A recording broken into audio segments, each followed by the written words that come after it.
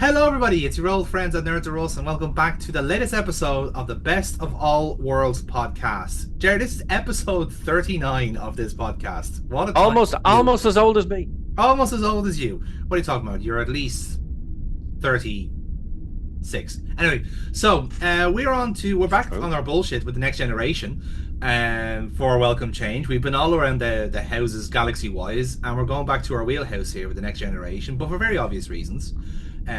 We have our kind of story arcs of wars and conflicts and every skirmish that the human race has had in the galaxies. And well, it's actually funny enough. We were talking about Bajoran and Cardassians in the last episode, and now we're kind of going further back with the Human-Cardassian war that has never actually been dealt with in official Star Trek canon. Although give Alex Kurtzman 2 more years and he'll probably ruin it. However, well, the episode that we are going to be reviewing is called The Wounded, which is dealing with the after effects of that war and the people that certainly survived it.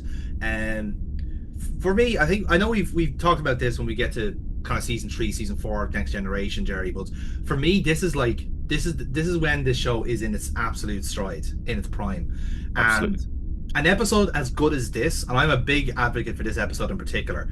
I think an episode as good as this just kind of flies under the radar until you watch it again. You realize this is Star Trek in its purest form. Yeah. This is the sort of story you can talk about. And it's also, on the Irish connection, it's the first proper Chief O'Brien episode as well, which is fucking brilliant. This, I believe, is one of the reasons why they decided to cast Chief O'Brien in Deep Space Nine, because of this episode, because of how good he did. Yeah. Because this is the first time and this is very much, he's not even really a secondary character. He's even further than a secondary character. He's just almost a background character at this point, and now he's been thrust forward. And this is an O'Brien episode, the same way you would have a Picard episode, a Riker episode, a Troy episode. This is an O'Brien episode, and then this, of course, led to Deep Space Nine, and then many O'Brien episodes that we were all like, Jesus! It was brilliant, and the fact that if he didn't do as good a performance in this episode, he wouldn't have been cast in Deep Space Nine. Yeah. And then we wouldn't have got the very first pre-watershed version of Bollocks in America. And they wouldn't, he got into trouble for that, and they got into trouble for that, but there was like, sure, it's all a good fun. And it was the very first time it had been uttered, and it was before. And again, remember, Star Trek is a before the watershed show. It's not something that was screened after 9 o'clock. It was before 9 o'clock, and he stood up right in the middle of the episode. Box. And the fact is, he got it past the Star Trek censors, I suppose. But they had no idea what the word is. They hadn't a clue. Yeah. They didn't know. If he'd have said bastard or prick or something worse, they'd have known. But bollocks was something that they just didn't know. It was something that obviously was the word "gee" back, he might have got away with it. Like that would have been on the cusp. But that's just. I think that would have been too bad of a word to use. Like bollocks is bollocks. It's fine. And bollocks is very much an Irish English thing. Very much so, yeah. You wouldn't hear it anywhere else unless the person is Irish or English, or Irish, or UK, I suppose, Scotland and Wales and Northern Ireland as well. Yeah, it's a Saxon word. Absolutely, yeah. So the fact that it was Chief O'Brien who uttered it first, I'm like, yes. And like I said, that doesn't happen unless we have this episode. And I love that's the butterfly effect. It's like this episode introducing the Cardassians and Chief O'Brien as a character. The butterfly effect of that is the first bollocks uttered on American TV. And I think if that's not the legacy of Colin Meaney, I don't know what it is, to be honest. Fuck the Barrytown trilogy. This is his real legacy. I don't think he's ever said it in any other. He's never said it in any other show. I don't think, anyway. It's possible, I suppose, but never. No, not that I know. It's never good. It's never the same after the first one. In fairness, like you're trying to recapture thunder then when you're doing that, So, so look, just a little bit, yeah. We've danced around the bollocks now long enough, so let's get into the episode then, and let's get stuck in. So, Jerry, are you ready to go? I am indeed. Indeed. So, as you guys probably are aware by now, because this is, as I mentioned, the 39th episode of this podcast, but in case you're new to the show, hi, by the way. I realised we just didn't cater to new participants there, but however, what we do here is, this is literally the best of both worlds. We are going to watch the show first, and then we're going to review it. So if you're have already seen the episodes and you don't want to hear our running commentary, give us 45 minutes on the video, and then we'll jump into the review of said episode. But if you want to watch along with us and have our amusing commentary along with it, then you can do exactly that when and press play when we do on your favorite streaming device of your preference. So until then, Jerry, shall we make it so? We can make it so, but did we mention the name of the episode? The Wounded, of course. It's in Oh, the I was like, teaser. shit, did we actually say the name of it? Yeah, The Wounded, season 4, episode 12, just so everybody's 100%. Everyone's aware, yeah. And I would hope, like, say, I sometimes forget myself, like that, like the title is down here as we are speaking, so it's like we really should just take advantage of, like, here, just look down here, right? The duplication is And we mean the name. We don't mean anything else, you dirty-minded fuckers. no. Well, considering that, like, as this edit is coming out, and just like it's just my shoulders, and that they're seeing, it's like, hey, look at here, look at my Here, clavicle. listen. Yeah. AI can do amazing things with videos nowadays. I'm just saying. That's true, yes. I mean, that's the least said about that, the better, I think. Anyway, right then. Shall we make it so? Yes. Let's do it.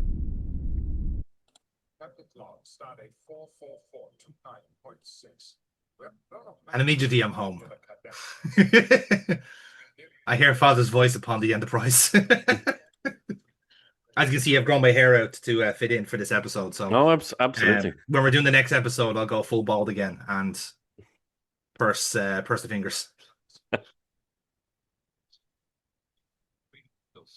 Like everyone's just doing their regular day jobs there. Worf is staring brutally at Riker, and Deanna Troi is on Facebook. She probably is, in fairness. Captain, I'm on level 900 of Candy Crush Saga. Jesus. I think Deanna Troi, even though she is an absolutely wonderful person, I do think she would get caught out by AI slop on Facebook. Please reshare in 7 minutes or have bad luck for 5 years. Mm-hmm. I do not trust them. There are allies now. Have to trust them. I think that they're going to be. Hmm. They're not their allies as a peace treaty. They're not allies. This is not like the Klingons where they're actual allies. This Yeah, is the Cardassians, you know?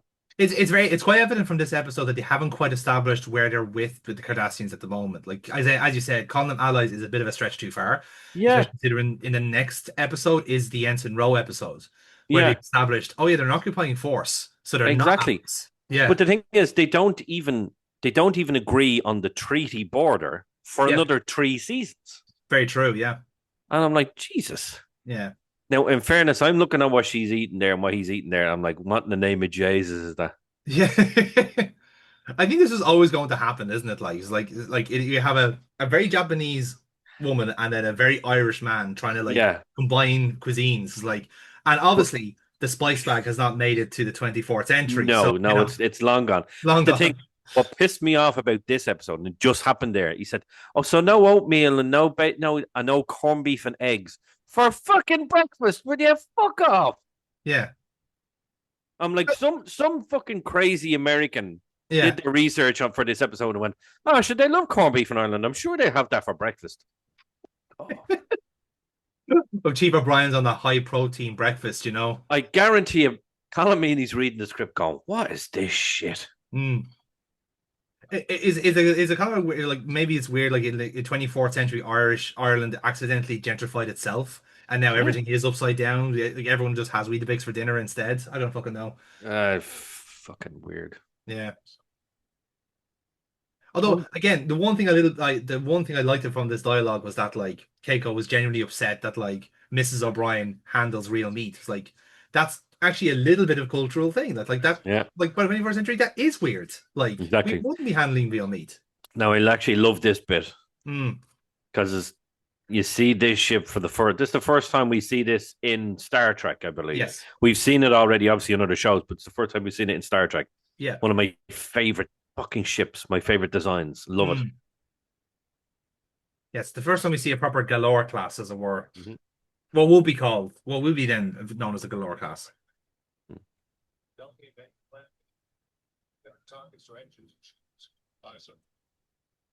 Ready. Bye. I love it. I love Picard's like, stop that. Very distracting.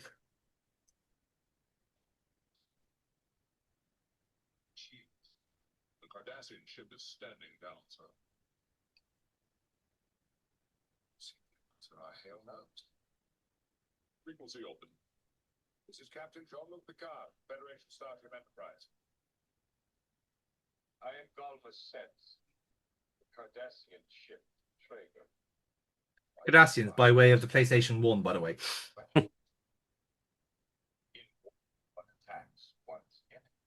That voice sounds awfully familiar. I wonder, do we know him from anything else? Maybe I think he played poker at one time, didn't he? Oh yeah, he was a Romulan in season 1. That's what it was. Yeah, he has a neck of a Romulan. Like a jockey's bollocks, yeah. Fucking sure. I just love that as part of the backstory. It's like, we need to design these aliens to be as snake-like. Can you get that weird freak with the long neck? We can do the makeup for us.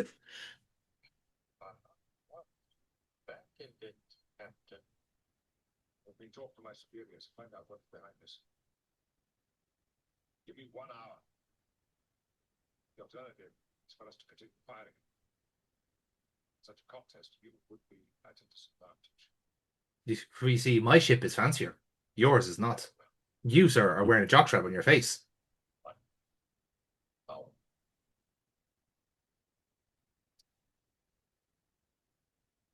What I find very strange is that the design of the Cardassians. So yeah, you've got their ships. This is the first time we see them and their ships. Mm. The ships never changed. No. From this point. We got different ones. Yeah. Effectively, the Galora stayed the same. The phaser array, the main phaser array on the ship may change color. That's about it. And may differentiate it between the rest of the ship. Yeah. That never changed, but the Cardassians themselves changed numerous times until we got the final design that we see in Deep Space Nine. And obviously they wanted that they were testing the waters, obviously, with this design. So they kept the face makeup. Yeah. They over-exaggerated the neck after this, gave it a different uniform, and got rid of the fucking jockstrap from the head. Yeah. But it was just interesting to see how they go about it, you know. Yeah. It started with this design. Let's see how it goes. Probably didn't come across great in terms of people watching the episode or reviews. Yeah. And it was like, no, we need to change these because we feel these are going to be our next big villains, which essentially they were. Yeah. They were, and then they weren't, and then they really were. Yeah. You know, so into it a little bit, didn't they? Because like the famous example is the Trill, isn't it? Because the Trill in this show look nothing like Dax. Nothing. But it's only they borrowed that design off what was her name? She did the she was the prize in a marriage. It was a really famous actress, and it was one of her first roles and it was in Star Trek. I can't remember the episode, but I think it's in this season. I know what you're talking about, yeah. Yeah. And like she has the leopard print design, but she's not a Trill. She's a shapeshifter or something. Yeah. And they just said like no, like say if we put this kind of like these ridges over Terry Farrell's face, it's gonna make her look awful. So the leopard print by far and away is a much better idea because again for the character that it is and like how she was kind of written makes a lot more sense, you know. And again, a lot more feminine as well. That's the other kind of point of it too. I want to point something out as well is that this is probably the darkest the Ready Room has ever been. It's a very good point, actually. Yeah. Yeah, very good point. I suppose like they had to kind of skimp a little bit on like if the ship actually sustained damage. So it's a nice way of saying like, okay, maybe they had a bit of like repairs to do and like let's dim the lights a little bit. But again, as you said, for visual language, the mood of the episode is immediately clear. Yeah. And I think this is what really this period of the Next Generation excels at is that like if it's a cheerful episode, let's turn the lights on. If it's a little bit grim, we're warning you ahead of time that strap yourself in. It's not exactly pleasant. This reminds me of yesterday's Enterprise when we see Picard for the first time on the alternate Enterprise bridge because it's darker. His face is a bit more grim. He's like, sullen. He's very sullen in this episode already. Even look at him now. It's better than it was in the Ready Room. I don't know if this is the season where he accidentally dozes off. Patrick Stewart. I think it's in during Data's Day, and there's one scene where like the Vulcan ambassador is talking, and like if you look in the background, you can see him just go. They kept it in the edit. I'll have to check that. I'll have to check Yeah, that out. it's actually fucking hilarious. Like it's just like that he didn't mean to do it, but like he did it so fast, it's like they couldn't quite edit out the scene. Yeah. So they just kept it in. So it just goes for a long blink like while standing up. It's fucking tremendous.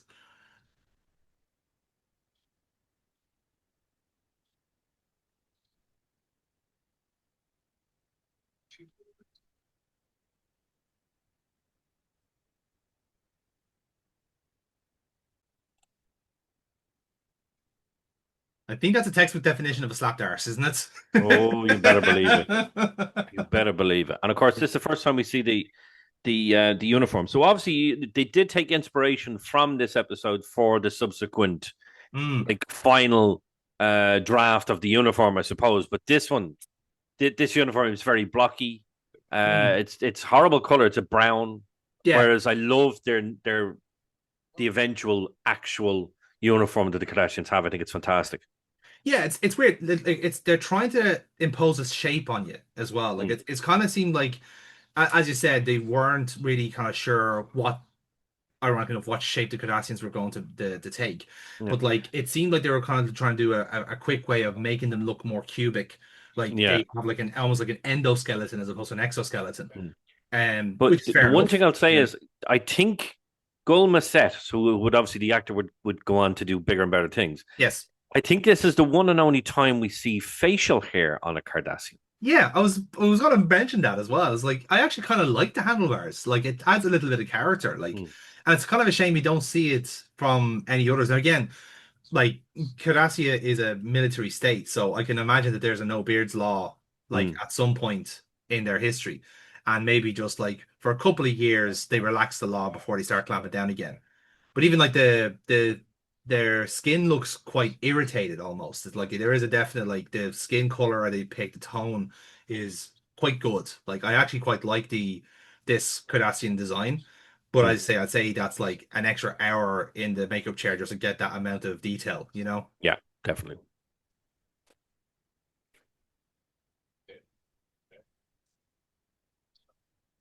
Maxwell, see?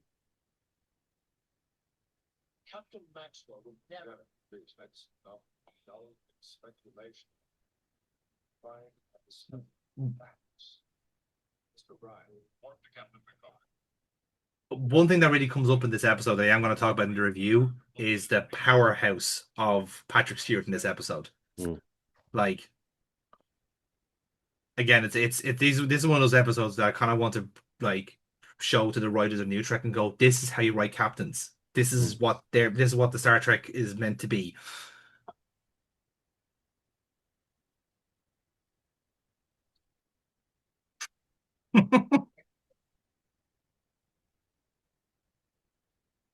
The one thing I will say is that the edge that O'Brien has towards Kardashians in this episode is Yeah, very much gone by the time he gets to Deep Space Nine.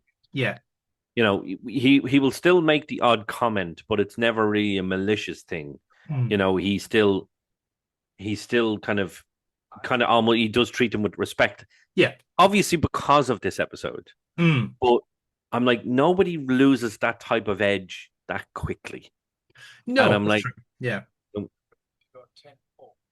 one thing I kind of would have liked would be to see a little bit more. Now, there's actually an episode of Deep Space Nine I was watching the other day, the one Mm. where they get infected by the Klingon captain that comes back from the Oh Gamma yes. Quadrant, and Yes. he keeps calling them the Cardis, the Yeah. Cardis, and I'm like, there we go. That's what I wanted. I want a little bit more kind of aggressiveness towards the Cardassians.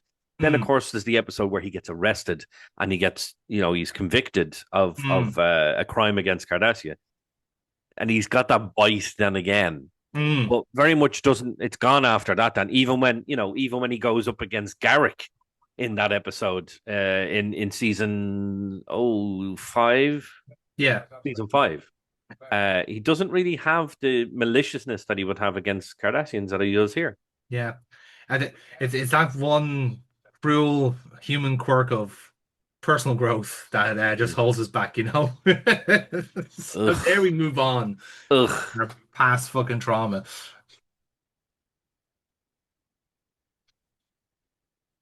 However, Although it is quite intriguing. Like again, I like like I said, this is the first time that we've seen these Cardassians in a sense, and like the show at this point has been very much developed around the Borg and Romulans.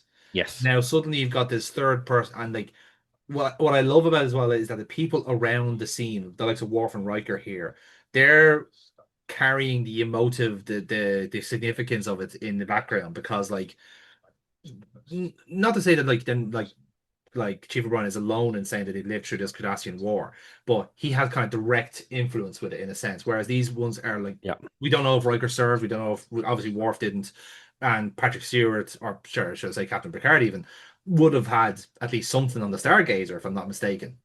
So at the very least, there is some crossover. But again, it's at Yes. different levels of like On caliber. this, sorry, just Jesus Christ, just what the fuck is If that? that's not potato casserole for a start. That's not that nothing in Ireland has ever been made that looks like that, except at 3 o'clock in the morning when a fella is spewing up his fucking kebab after 15 pints of Guinness. That's what comes out of him. I'm sorry, no mother in their right mind in Ireland has ever served that as a potato casserole. Ask my arse. Star Trek, do better. Do Again, better. You're automatically down a point now. Automatically. wait until you find again. We signposted something for you in Strange New World season 3, and I guarantee it'll annoy you more than that. I can guarantee you that. Worse than that? Worse than that. Oh, Worse than that. this song as well. It's an English song. They Mm, do this a lot. They mix in the English and Irish to a good bit, and yeah. Like, I don't mind the stuff in Deep Space Nine where him and Bashir are fighting the Battle of Britain. It's a holodeck program. It's fine. And who wouldn't want to be in a what's a Spitfire? Yeah, Spitfire, yeah. Killing the Nazis. Absolutely, who wouldn't want to do that? That's acceptable because they do Viking stuff before that, and like that's even better. Yeah. But this and the song, stop it. Just Yeah. stop it. Give it over now.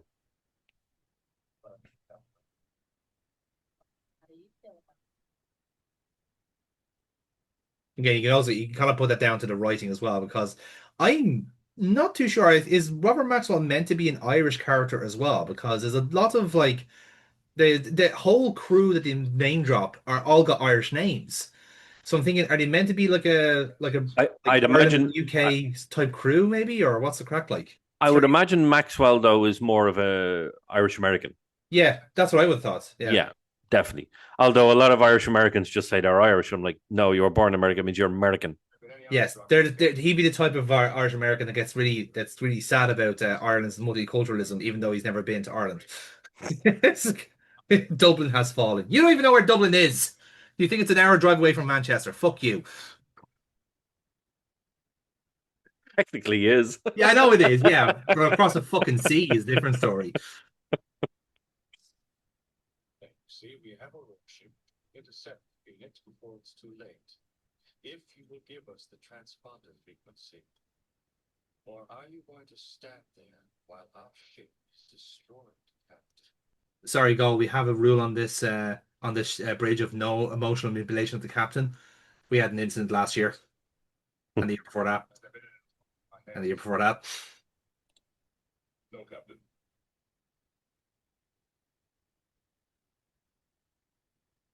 Very well.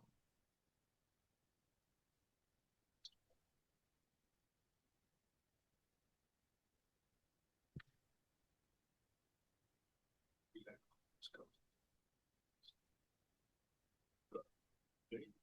Dismantle its feet. Which house? Gotta allow Maxwell.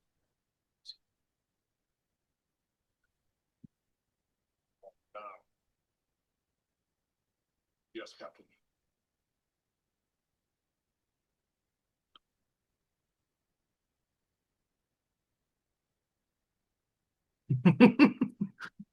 Like, it's exactly what you were saying. Yeah. He is a powerhouse in this episode, even though this isn't even his episode. No. As I said, like he's conveying the tension in the room. Whereas like Worf is being very vocal about it, O'Brien being very vocal about it. Picard has to contain it as the captain. He has to be controlled. He has to be the diplomat. Yeah. And like you can imagine a diplomat like in any kind of walk of life, if it's walking on eggshells like that, they have to be exactly the same, even though they know it's not the right decision or the decision that's going to be popular, you know. But they have to walk the line.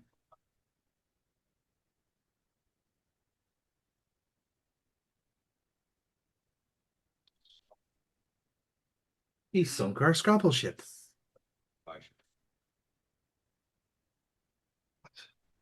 I'm starting to feel scared. I'm going to put my helmet back on.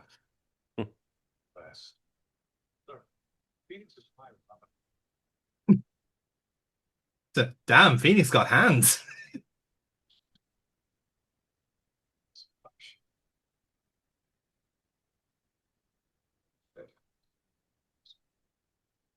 Got a present speed of warp 4, 16 hours, 44 minutes. Excellent principle time. It's one of those rare times where, like, I'm kind of glad that there wasn't any action shots of the Phoenix taking on those Cardassian ships because it was so much better for them to be a passenger in this and seeing it happen without any kind of like, text subtext to it all. It's just literally they're just dots on the screen and it's just like, okay, this Federation ship has just killed 700 people. That's a problem. It's a big problem. We need to deal with it now.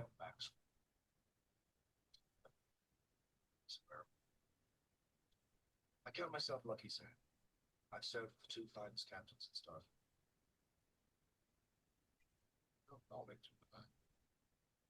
What has gone wrong? There's a reason for those doing it. Those Cardassians were up to something, I'm sure. Family was killed. I wouldn't take it. Say he took it well. Oh, I know he was bullied with the suffering. You'll know in a few years, Captain.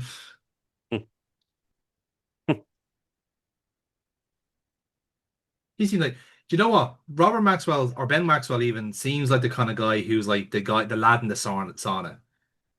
Comes in and is like, how are you lads? Right. Shall we sing the Minstrel Boy again, shall we? Just there leaning unnecessarily.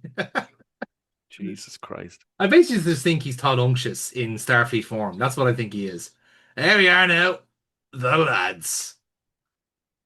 Oh, Jesus Christ.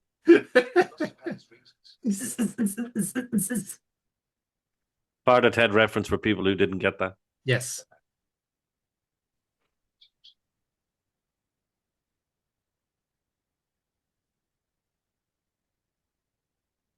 Fine.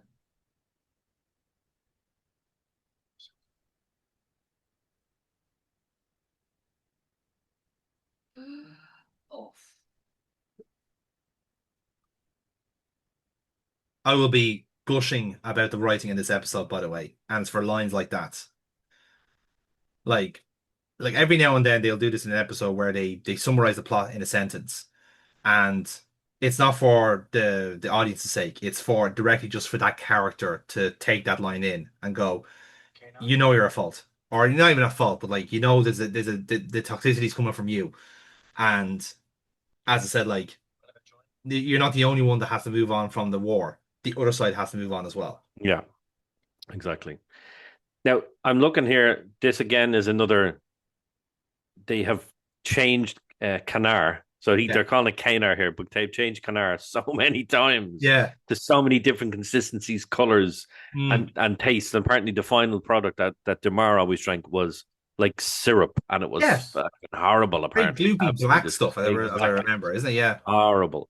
But then synthahol. Synthahol is simulated alcohol. Yeah. So you can't get drunk on it. So for me, who doesn't drink, that would be fine. Yeah. But why would you go to a bar drinking on your own, drinking synthahol? I wouldn't go to a bar on my own to drink zeros. What's he doing? Do you know what? I think I think what kind of gave it away was that he's in the same headspace as O'Brien is. He's been the enemy for so long, and now he's on a Federation ship. There's a part of him that perhaps just kind of wants to belong, in a sense. Yeah. Like it is literally just solely just a social thing to be able to say, like, I think of it this way, like it's like we won't know this because we're not the generation that fought that fought in World War II or was involved in World War II, let's say. But there would have been a point where like it would have been seen as a never at point. I'd never step foot in Germany, for instance, because of what they've done, what the Nazis have done, and now it's commonplace to like it's the but there would have been that kind of interim period of like post-war, and then beyond that, and then of course, and yeah, everything with the Berlin Wall as well. That like it's a bit touchy. It's a bit weird. It's a bit weird stepping foot in this kind of area because this would have been a war zone like 4 or 5 years ago, and the people that I'm talking to could be of either side, kind of Yeah. way. So I think it's a strange kind of headspace to find yourself in anyway. Um, I mean, I don't know. Maybe do we have a kind of direct comparison with Ireland's conflicts over the years in around the border? I don't think so personally. I think it's a slightly different scenario because like there's like realistically they all have more in common than they have apart. The only thing they have different to them is their religion. That's it. It splits families apart in this country as opposed to have being like as it were almost like totally different entity in different countries. Yeah.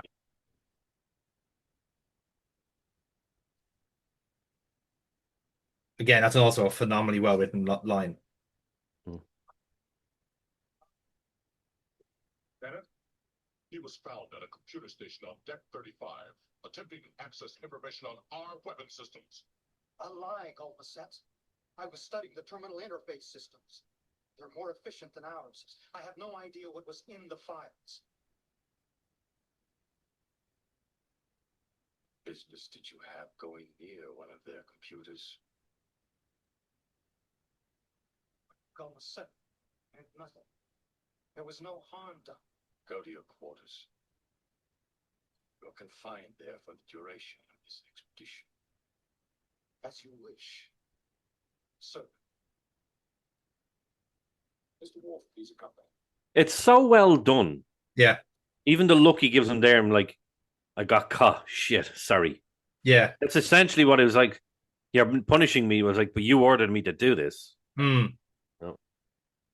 It's a sort of again, it's that kind of comparison between like Picard telling Worf to send the codes and like that's like, it's giving a command in a sense. Whereas compared to Masset here, who was like, as I said, kind of in on it, but also was aware that like, okay, I need to come across like I'm disciplining you for insubordination. Yeah. Take whatever action against it's appropriate, I suppose. I'm not sure I would be so generous. Thanks, Captain. Thank you. If there is to be a lasting peace, neither you nor I must allow any one man to undermine our efforts. Such a creepy smile. Such a creepy smile. It's at that point where he thinks he has him. Yeah. Yeah. There are those brave or who need it. I am not one of them, Captain. I'm beginning to see that neither are you. We have had our full measure. The lasting peace begins here. With true. Richard Captain. Guardian. They look at me, sir. For some things.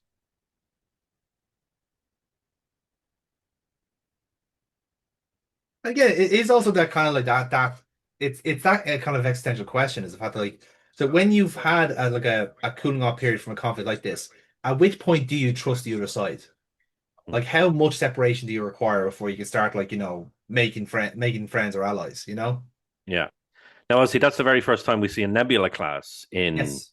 in Star Trek. But again, it was the first iteration of a Nebula class. Now we've seen there's three or four different canon versions of it. The main one we see in Unification. Yes. Unification is the one where we see the main one, the one that Data is the captain of. Yes. And like you can always argue that like it's an Nebula class from like probably Koibosh like Enterprise B parts more than or Excelsior parts as well, and then the saucers from like the new saucers as well. Well, that's true. I like the music. But you got that silver tongue by kissing the stone, right? Yeah, definitely Irish American. Yeah, straight. Like to talk. Yes, sir. Like I would actually say that this is more this episode is more offensive to Irish Of the people long. than the episode from the first season where they're all pretending to be Irish, and I'm like, ugh. In a way like that, like purporting to cult, like again, it's worse that it is O'Brien saying, "Oh, here's a potato casserole." It's like, are you sure? How bad has Ireland got that in the Yeah, 21st century that passes as potato casserole? exactly. At least O'Brien actually is Irish. Yes, Yeah. he is from Cork though, so I don't know if that kind of can like qualifies.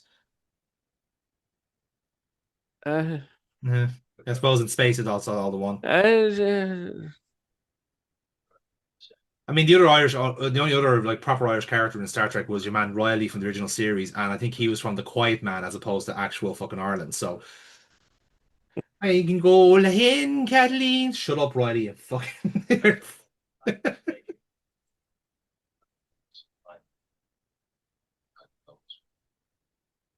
That's my way. Remove. Where is your documentation? I know. From the USS Shawshank.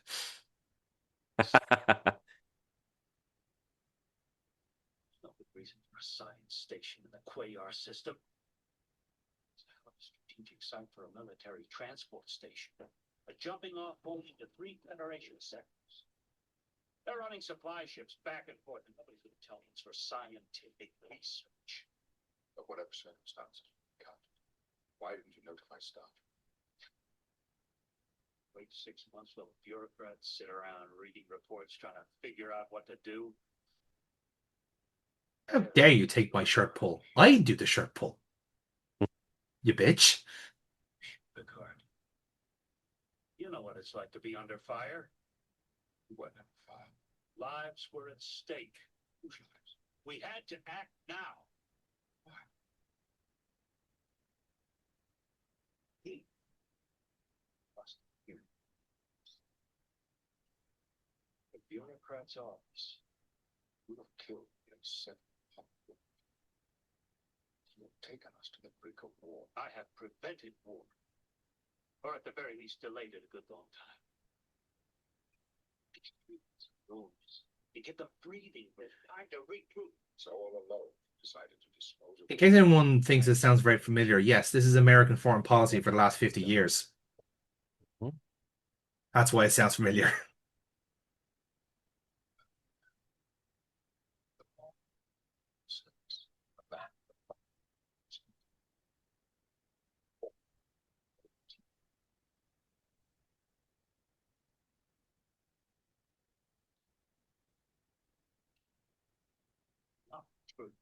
That debts.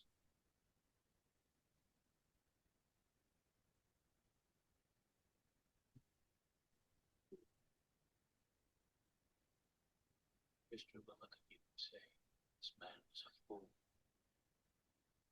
And accept the judgment. When it becomes clear what the Cardassians have done, I will be vindicated. What the Cardassians have or have not done is irrelevant. Irrelevant. Come with me. Find one of their supply ships, and we'll see how irrelevant it is. We're not going out for any more Cardassian ships. They're going to return to the bridge. And now we put the big trousers on now. Phoenix and the Enterprise will return to Federation space together. Those are stopped to join us. We choose dignity of retaining the command during the voyage. The only alternative is to put you in the brig, to tow your ship back to the starbase in disgrace. Why would you tow the ship? There's nothing wrong with the ship. Oh, it's more. It's the performative part of it. It's like we're essentially putting you under arrest more than anything else. Yes, Captain. Of course, Captain Maxwell is the only person on board the Phoenix, so clearly no one else is going to try and commandeer it for him. Yeah. And then just this. He's such a sassy bitch, isn't he? Oh, he is. Like, that's not even the sassiest in this episode. There's still more sass to come. Mm-hmm. How long? Cardassian space. At our present speed, 3 hours, 20 minutes, sir. Mr. Wolf, send a message to Admiral Hayden at Starfleet. Inform them about projected time of arrival. Aye, sir. Captain, Phoenix has changed course. Who could have seen this coming? Has changed course to pursue. War. Hail, Captain Maxwell. No response, Captain. Data, project his new course. Phoenix is headed directly for a Cardassian vessel, 0.12 light years from our location. He'll attack that ship just as he did the others. Continue the hail, Mr. Wolf. Priority 1 message. You know what that ship might be? I imagine it's a supply ship headed for the research station of the Kalrabi system. The Phoenix still does not respond, sir. Excellent, war base, overtaking. Captain, the Phoenix has accelerated to warp 9. Not be able to reach Damn those nebula classes and their centrifuge and their low center of gravity. Bound phases, continue the hail. Aye, sir. Captain Chief O'Brien was Maxwell's tactical officer. Get him up here. Oh yeah, I forgot the Irish guy. Yeah, bring him up. Come on. I like him. The Phoenix has dropped out of warp. They have reached the Cardassian vessel. Slow to impulse. Vessels are within visual range. Level 3. Not your typical Cardassian ship, I will say. Phoenix are not armed. No, certainly not a research, not certainly not a supply ship. Anyway, And it's a ship we've seen multiple times in multiple episodes before, and like hate when they do that. yeah. Fuck, I just put another bit. You've already put the money into creating a new ship for the Kardashians. Just create a second one. Yeah.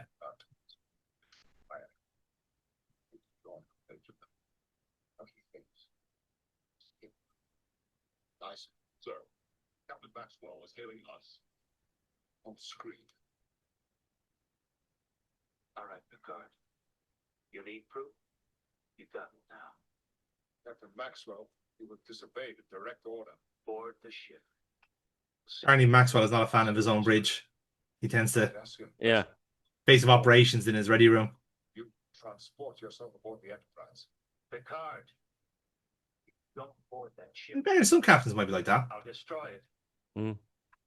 I will use whatever force is necessary to prevent you from taking action, Captain. Sir. Captain Max, if he feels his back is against the wall, he'll strike. Captain, the Phoenix is transferring power to its shield. There are arming bases and loading 4 torpedo bays. Right alive. You are right, Mr. O'Brien. Ready phases, load torpedoes. Bases armed. Loading 4 and aft torpedo bays. Sir, let me be more. Try to talk to him. We served together a long time. When you've been through what we have, you tend to get inside some. He might listen. He'd never lower his shield in life. I used to feed him potato casserole all the time. He said to add more capers, whatever that means. Between cycles, there's a window of a thick Capers in potato casserole as well? What the fuck is going on there, lads? Come on.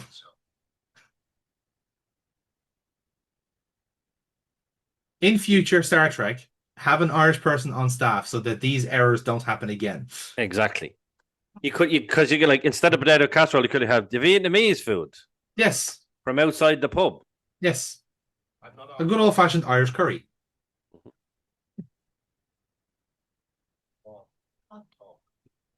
Coddle, actually, yeah. Kira has a good shout there. Coddle. Coddle should be in Star Trek. Agreed. Yeah. Bloody coddle Jed and attacking that. Jesus. Yeah. Starship to protect the enemy. I don't know. He will count them. What the hell has happened in this war? Is no war is over.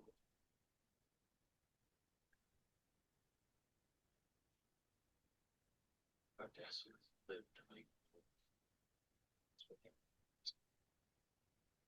That's probably what they think about us. We're not the same, no. We do not start wars. We do not make surprise attacks on manned outposts. We do not butcher women and children in their homes. Children. You never had the chance to grow up.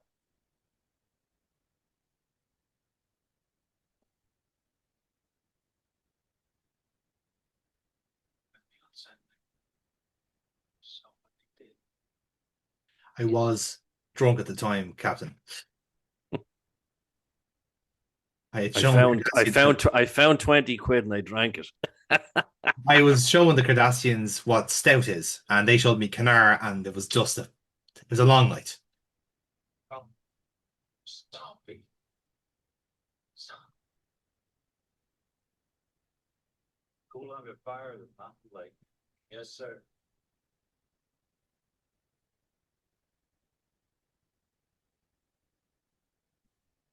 He died, sir.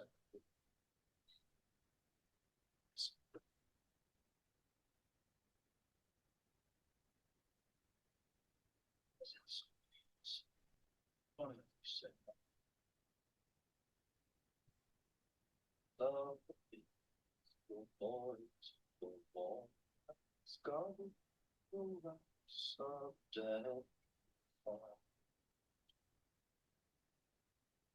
Is far, is soul. At least it wasn't O'Brien's song, to be fair. Mm. I choose to believe that O'Brien gave Christy more in this kind of cultural exchange. I don't think this Shinvarna would have really resonated in this scene somehow. No. No.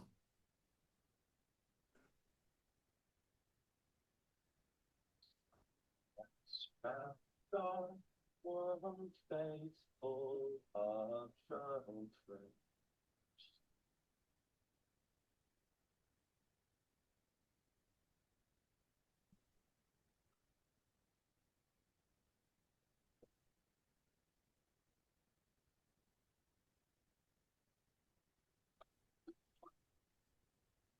I do. One thing I will say about that song is I do love the fact that they used that tune Yes. at the end of Deep Space Nine when they were Mm. seeing that O'Brien was leaving Deep Space Nine.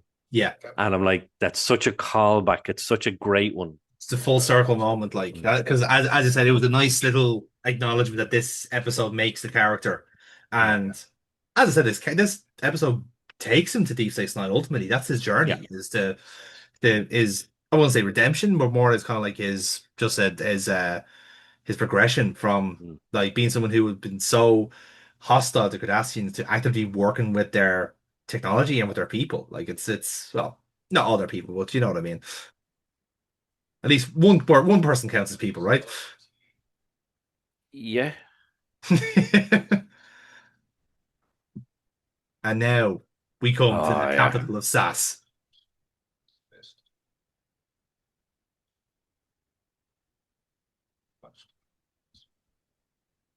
Maxwell,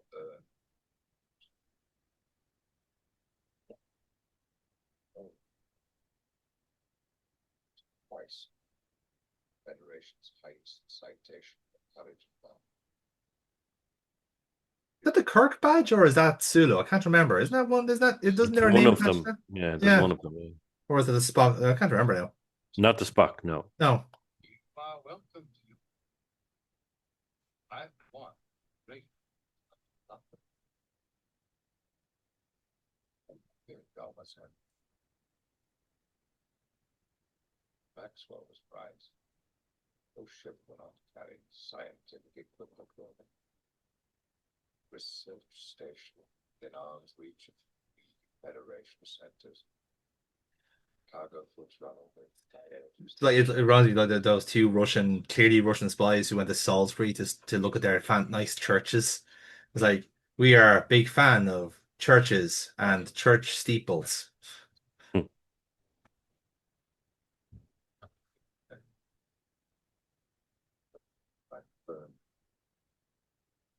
Both up. I had attempted to board that ship. I'm quite certain that you and I would not be having this pleasant conversation. Ships on both sides will now be arming for war. Take this message to your leaders, Galveston. We'll build on ship.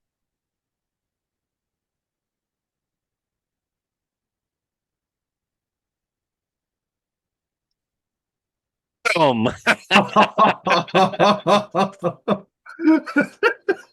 That is like in Redemption when the Yeah. High Council turns their back on Mhm. the discommendation. That's essentially the same thing. Oh God, yeah. It was Yeah. just the like I said, he had done so well to hide his contempt Mm. with the situation up to that point. But Yeah. like as I said, like it wasn't about like his own personal feelings. He had a job to do, and that was to make sure that there wasn't a second fucking Cardassian human war. And by hook or by crook, he delivered. But Hmm. as I said, like he has his own personal feelings on the matter, as it were. But yeah, wow, what an episode! Really is. As I said, it's one of those episodes that I think has such a big influence on various others. As I said, like who knows what shape Deep Space Nine would have taken had we not had this episode in that degree. I think perhaps it's more fair to say that the likes of the Ensign Row episode kind of shapes DS9 more. But as I said, to get for Shiva O'Brien's sake and for to introduce the Cardassians outright to us, as I said, like that is it's a very important first step in that regard. So yeah, there you go. Moving on then to so obviously we're going to go into a review here. Yeah. So normally when we do a review, we do our kind of bits and bobs of trivia, and we check out any kind of new ships that we have here. All the ships we've already seen before. We've already seen the Galar class as it later becomes, and we've already seen the Nebula class on the show as well. And I can tell you, I think both of them are classified in our captain category, I believe. Yes, they are right beside Yeah. each other. So yes, so we don't need to worry about that. Then on to our guest stars, and it's only a small number. You'll be happy to hear, and they're all relatively one and doners. We've spoken with Mark Alamo to death at this point on this show, so we're not going to retrace all territory because we literally did it the previous episode, and I cut it out because I realized we did it already.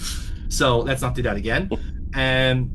But let's press on then with the people that we have seen before on this show, which is, very little actually.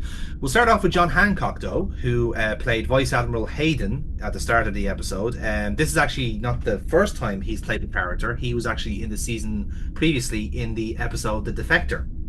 And he was the admiral who just basically pieced out when when Chaddy was going on her mad one. So an admiral already well established in Star Trek lore in that regard. The actor himself, John Hancock, I should say, died in 1992, unfortunately, of a heart attack. But you would have known him from quite a few movies actually. He would have actually starred with William Shatner in Airplane 2, the sequel. Along with various other Star Trek alumni in that sense. You would know him else from he's had a few roles in LA Law, for instance, Love and War, and he was also in Roots, the next generations of Roots in 1979 with various Star Trek alumni like Brock Peters and so forth. So he was a character Scotty in that show. But that's John Hancock playing Vice Admiral Hayden. Next up, then, I will go to is Time Winters. A wonderful name, may I say. But Time Winters, who I will say, like, he's kind of starting off his kind of career here, I want to say. So he played the Cardassian Darrow in this episode. So Darrow, in case you're wondering, was the Cardassian who had the chat at the bar with O'Brien. Was trying to make conversation and kind of got shut down at that point. But yeah, Time Winters, he's still going strong at the age of 69, so he is quite young actually in this episode. But he would end up in shows like Cheers, MacGyver, Full House, Buffy, ER, very much one of those types. He was in Babylon 5 as well, actually. I suppose you might, in recent people, will know him more as for the voice acting aspect of it. Okay. For instance, one of his more recent prominent roles was the voice of Zero in Metal Gear Solid: The Phantom Pain, where he just literally shows up at the end and is like, "Oh fuck, it's this rather important character," just suddenly pops out of nowhere.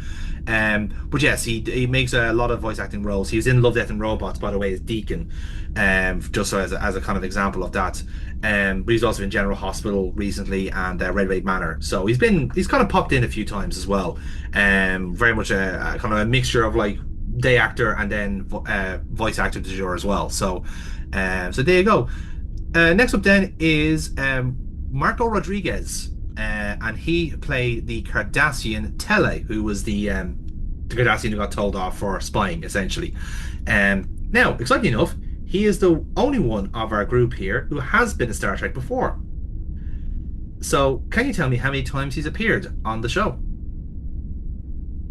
Hmm. I'm just going to hazard a guess and say 3. It'll be 2, unfortunately. 3, technically, if you count a reappearance of the same character, but no, it's only 2, unfortunately. And shockingly enough, actually, we've already seen him on the show on this series. So obviously, he's as I said, he's Tele, whichever way you want to pronounce it, in the episode The Wounded. But he's also Captain Paul Rice in the Arsenal of Freedom, or indeed the hologram of Paul Rice in the Arsenal of Freedom. Remember, that's the one where the fucking the weapon has destroyed everyone on the planet. Oh God, yes, yeah. Picard and Crusher Right. are stuck down the cavern, and it's all getting very weird Yeah. between them. Yeah, so he's Riker's mate, basically, that shows up and goes, I had never heard of the Starship Lollipop. Yeah, that sort of stuff. So he's the same guy. In fairness, like when you see the resemblance, it's quite striking. The voice gives it away, but it's also like the face is exactly the same. The makeup doesn't really hide it, unfortunately. But yes, so that is Marco Rodriguez, playing both roles, still going strong at the age of 72. In terms of other roles you would know him as, you know him as perhaps as Mr. DeMarco in High School High, and he would have also been in Million Dollar Baby as one of the supporting roles in that, and a few other kind of roles here and there along the way. I suppose in kind of more recent memory, I would say he would be known more so as actually he was also Torres in The Crow. I forgot to say as well. But yeah, he kind of pops up in a couple of other other shows as well, like Veronica Mars, and he was also in Presumed Innocent most recently as well. So he's been in a couple of things here and there, but again, one of those kind of day actors, Next up then on our list, kind of a bit of a cheeky one here, but we thought I'd mention it anyway, because I think this is actually our first time mentioning Keiko O'Brien, obviously played by Rosalind Chow. So obviously she's only a guest star in this, but has a more kind of relatively more reoccurring role in Deep Space Nine, at least at the start anyway, and then kind of phases out a little bit more as the show gets a bit more war oriented. So yes, she pops up in a lot of episodes of Keiko O'Brien, and is quite in a weird way. I think she landed the role of the Irish Mammy by accident, in a sense, because poor O'Brien gets an awful earful from the best of times, and in fairness, it's fully well justified in that respect. Absolutely, yeah. He can be a fucking idiot at times, and like, and she's well justified in saying, "Wait, hang on, you're having a baby with someone else? Listen, I can explain everything. This all makes sense in space, okay?" But yes, she was. Well, fun fact, actually, she also auditioned for Tasha Yar back in 1987. Would you believe? So wow, okay, yeah, there you go. She has had a phenomenal career, it has to be said. Rosalind Chow. She's been in so many things, dating all the way back to Here's Lucy, the series Here's Lucy, would you believe, 1970. So she was even from like, and again, we all know the connections with Lucille Ball in Star Trek, and she's been in various other different kind of shows over the years as well. And she's still doing work up to this day. She was Helen Zhang in the series Sweet Tooth, that ran for a couple of years, and she's also Caroline in Better Things. And I think I suppose the most prominent role people will know her from is probably Ye Wen-jie from Three Body Problem, which is another TV series. So she shows up in a lot of those type of shows. So you don't be surprised to see her in more recent work since. But yeah, considering she started off in 1970 as a child actor, she has had a phenomenal career, and by absolutely no sense of stopping now as well. So a good honor in that regard. And then my final guest star is perhaps the biggest one, indeed, is Bob Gunton, who plays, of course, the character Benjamin Maxwell. And well, I mean, look, where do you start with Bob Gunton? He is an institution, realistically speaking, from in terms of not just movies but also Broadway as well. Like, he shows up in an awful lot of things, but a lot of people, I would say, probably know him best as Warden Norton from The Shawshank Redemption. I know there's a few other, like, again, when you have the body of work that he has, you can pick and choose your kind of battles there to a certain respect. I remember him mostly as Ethan Cannon from 24 because he's one of those characters that just kind of pops us like, oh no, fuck. It's like, it's one of those where like, okay, he showed up, there's trouble. Yeah. So yeah, he's certainly one of those type of actors as well. And again, he shows up in everything. Like I'm even looking through his back catalog here. I'm seeing CSI, I'm seeing Criminal Minds, Desperate Housewives. Where else did I see him in? Boston Legal was the one I was thinking of there. And yeah, just a couple of other kind of shows here and there along the way. It's actually kind of mad to think that like like Shawshank Redemption is kind of one of his breakout roles in a sense, which is quite bizarre to say. But yeah, phenomenal body of work, and again, that's only the movies. I'm not even talking about the Broadway stuff, including the likes of obviously he's in movies as well, goes the same. But yeah, he would have been in Broadway, such as King of Hearts, Evita. I think I'm also seeing The Death of Von Richthofen as Witness of Murder. So he was a star in that, and he also played Claudius in Hamlet on off Broadway as well. So that's a big role.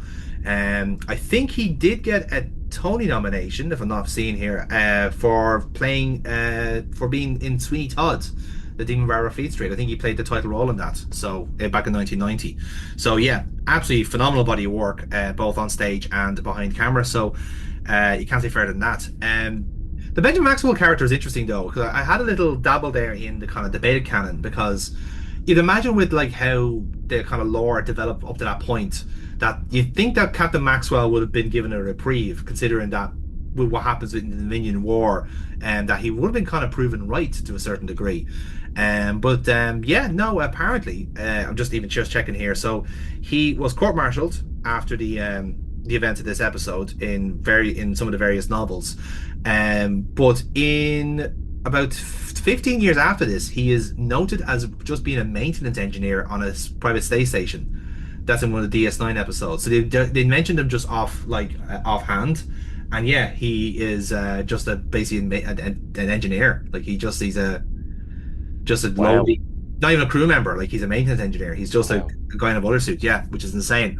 Because I was thinking to myself, like I would imagine that character would be recycled for beta canon, but no, he was just sacked off completely, which is incredible. Oh, I don't like that at all. I yeah, really don't like that at all. It's weird, isn't it? Like, again, it feels like he should be around, but he absolutely isn't. What else have we got here? I think he does have a role in some of the other.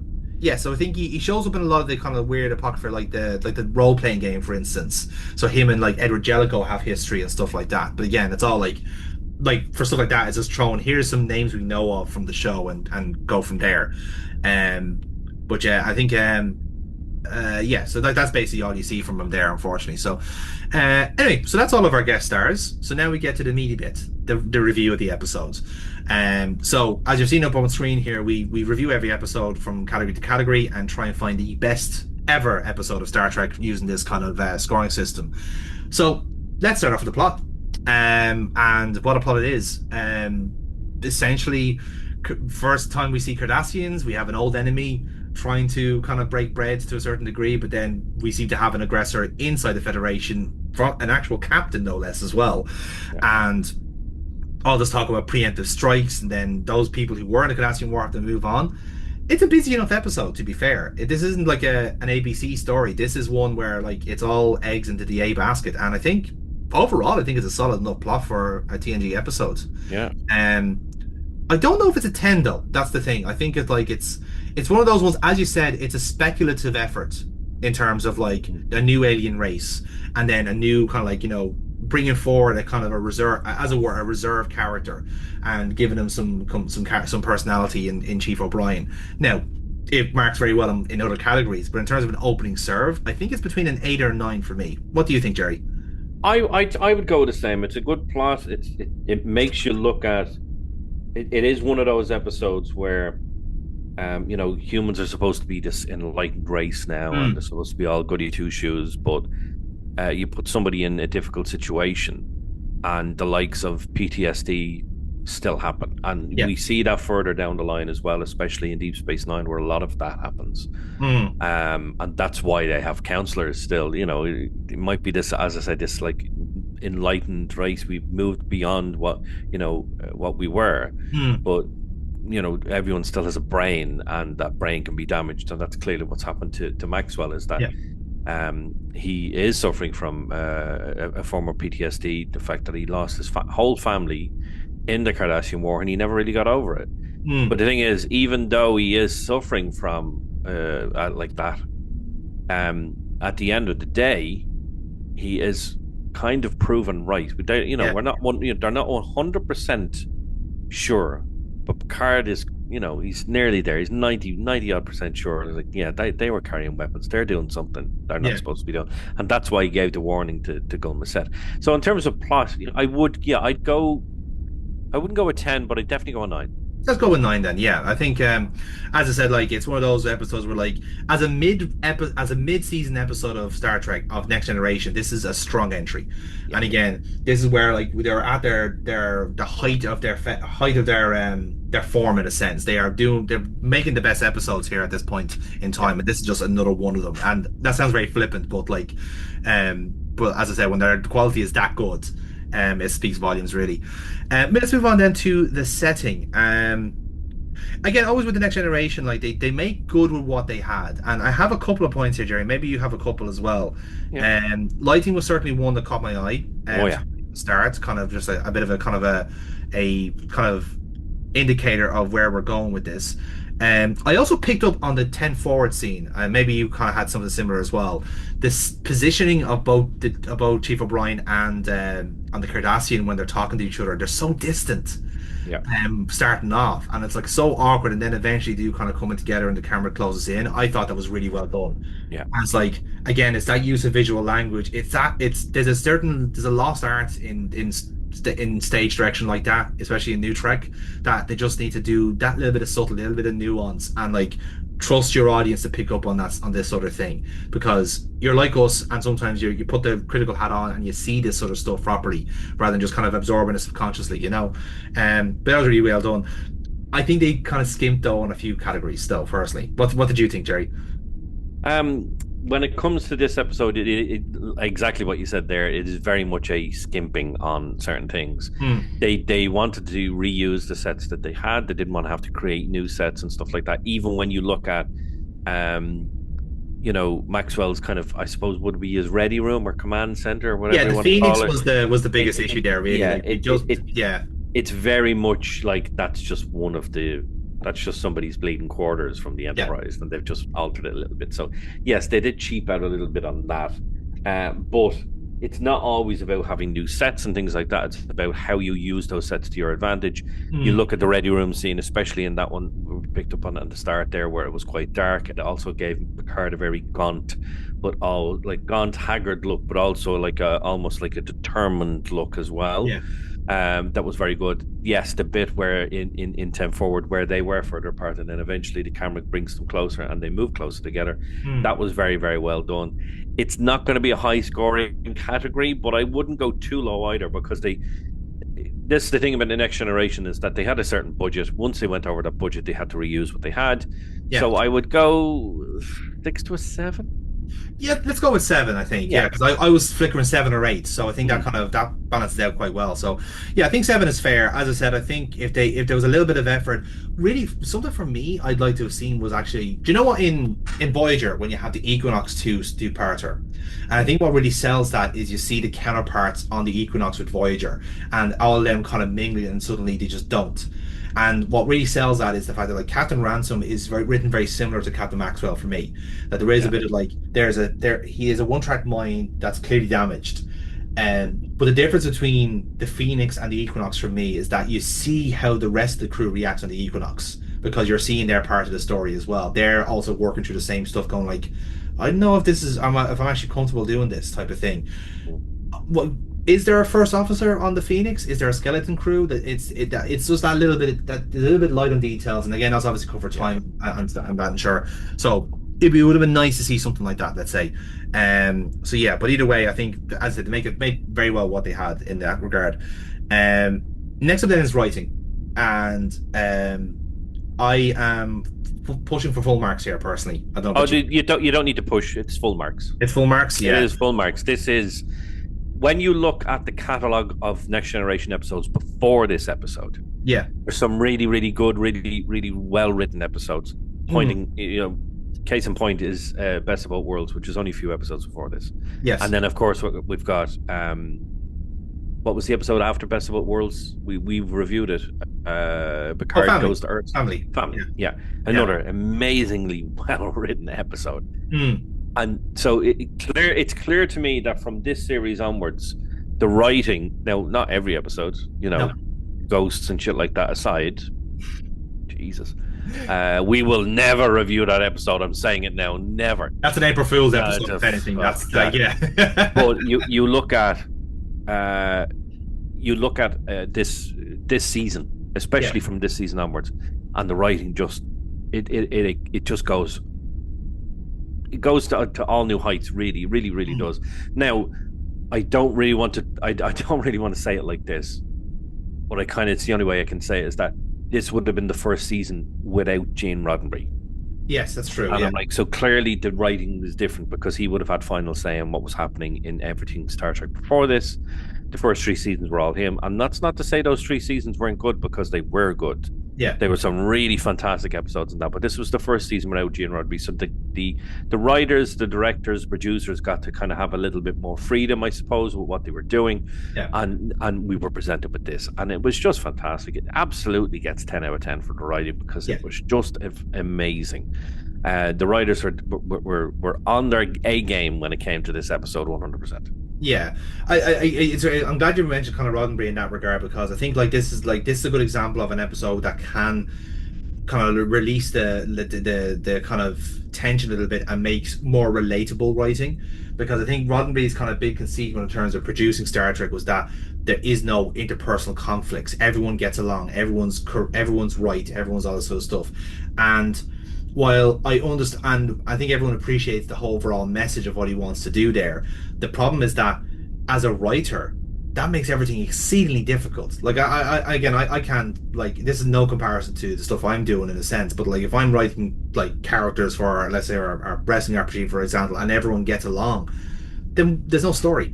There's nothing to say in a sense. But like if me and you are having a conflict in a sense, that's a wealth of information and knowledge to whoever your audience is. And I think just even something like that just relaxes them a little bit to be able to say, listen, yes, it's the 24th century. Yes, humans have prevailed, all this sort of stuff. But we can still hurt. We can still heal. Yeah. The human process is still the same. Nothing's going to change that much in 300 years, because shocking enough, we were the same 300 years ago. We were hurting from wars, but now we have more information to go on. But yeah, there's some absolutely phenomenal just one-off lines in this episode. Like I think I'm trying to compare this to the episode we've done previously, which was Duet, and really I think it's between that and Duet for me. I think this perhaps is one of the best written episodes in Star Trek that we've reviewed, or perhaps do you know what? Actually, I think it's competing within the Pale Moonlight for me, but it's not necessarily that the writing, the pacing of the episode is beautiful. It's such a nice elegance to it, and it's hiding its kind of true nature from the audience. But in terms of actually just of getting your point across and telling the audience, here's how we feel about this preemptive strike shit, or here's how we feel about moving on from a conflict. That's what this episode is about for me, and I think it absolutely nails that prompt for me 100%. So yeah, it had to be full marks for me.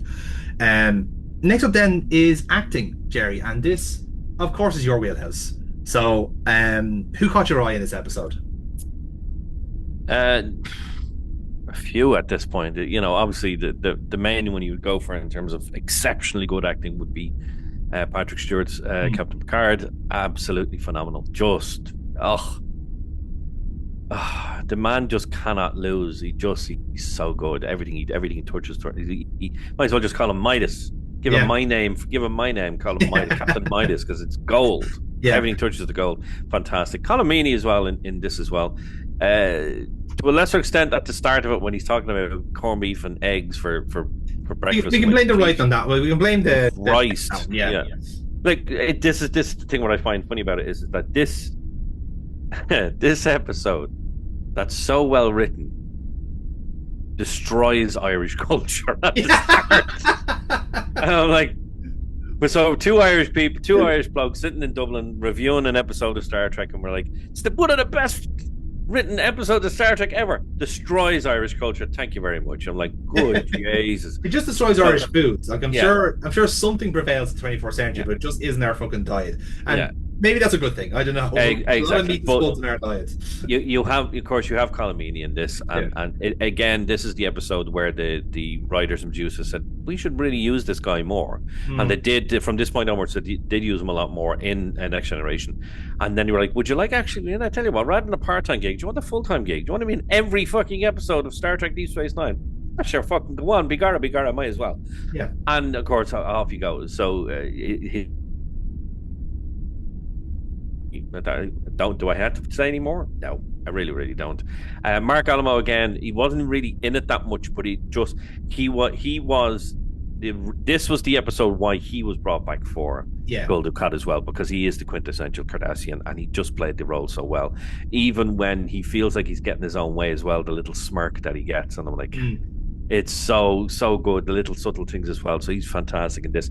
And of course, Benjamin Maxwell, just really good. You can clearly tell as well, especially in the scene, and this might be what I choose for scene later, but the scene between him and O'Brien, where he gets choked up thinking of the children that won't get a chance to grow up, and you're like, oh, Jesus, there's a shot in the chest there, buddy. Good God, fantastic, just absolutely fantastic. So I think in terms of acting, this has to get top marks as top billing as well. For me, it's a 10. I don't know how you feel, but for me, it's a 10. Yeah, I'm flickering. I'm flickering between 9 or 10, because I'm even thinking like the people who are in the background of this episode also play a blinder, because the overall direction of this episode is everyone kind of has to be a little bit on edge, a little bit touching, you know. Like one thing that's like, and she's only in one scene really, and that's Deanna Troi. It's when the Cardassians come on board, and there's clearly burning hatred in Chief O'Brien, but he has a basis of similitude. Whereas when Deanna Troi turns around and she's staring daggers at us, it's like I can hear you fucking cursing them, you know.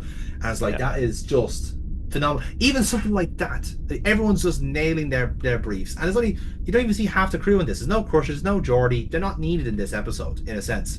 It's just really well done. Yes, I you know, I'm going to give it a 10, because I think like I think I just look at it again and I just think like what they're actually acting out is harder than chewing the scenery in a sense, because you have to get across the tension, you have to get across the stress and the trauma. I was like, it's the kind of thing where like you can move on, you can have a normal day where you don't have to think about this past war, let's say. But then when you mention a Cardassian, the people's faces drop. It's like, oh yeah, I was there for that type of thing. I'm a shower of bastards. So don't talk to me. Exactly. Like and people, and like I said, and now they're all in a situation where like again, it's like what happened when you first met a German in 1947. You know, it's like, or meeting an Italian after what happened with the rise of fascism there. Again, with news being the way it was, you just didn't really know, and we don't know. We were never there, and realistically no one else really was bar a couple. And we have a different parallel now in our age, in a sense, where like you know the aggressors on the world are quite evident. We know who they are. We don't need to name them here. It's quite fucking evident. It's quite obvious. But if you're to meet one on the street, what do?